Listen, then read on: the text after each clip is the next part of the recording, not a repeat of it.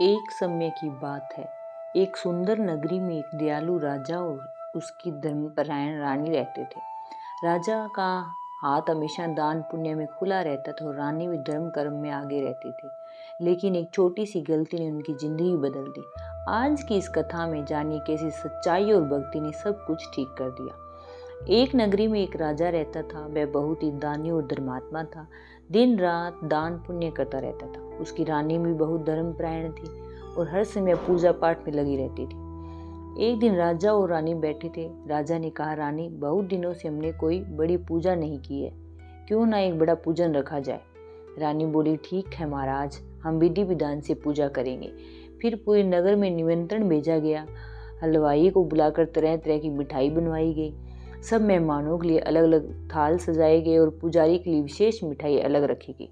जब पूजा शुरू हुई तब रानी को भूख लगी। उसने सोचा, थोड़ी सी मिठाई खाने से क्या फर्क पड़ेगा, और उसने पुजारी वाली थाली से थोड़ी मिठाई खा ली।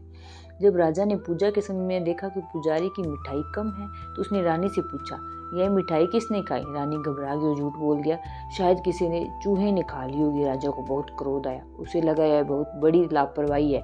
उसने बिना सच्चाई जाने रानी को दंड दिया और उसे महल निकाल दिया। बेचारी रानी जंगल में चली गई। वहां एक तालाब के पास कुछ स्त्रियां पूजा कर रही थी। रानी ने उनसे पूछा, आप कौन सी पूजा कर रही हैं। स्त्रियों ने कहा, हम भगवान महादेव और माता पार्वती की पूजा कर रहे हैं।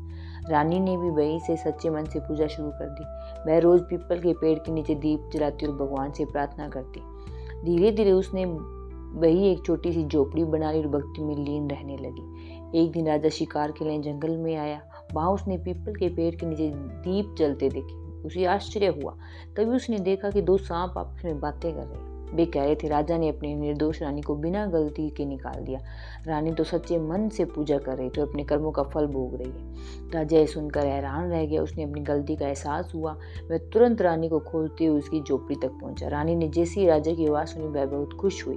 राजा ने कहा, रानी, मुझे माफ कर दो, मैंने बिना सच्चाई जाने तुम्हें दंड दिया।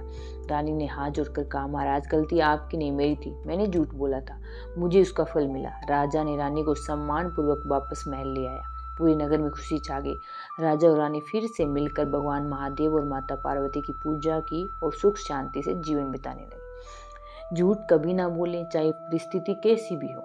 सच्ची भक्ति और सच्चाई हमेशा जीतती है। बिना पूरी सच्चाई जाने किसी को दंड नहीं देना चाहिए। अगर आपको यह कहानी पसंद आई हो तो वीडियो को लाइक करें, चैनल भजन सवा दीपिका को सब्सक्राइब करें और ऐसे ही धार्मिक व प्रेरणादायक कहानियों के लिए जुड़े रहें। धन्यवाद। हर हर महादेव।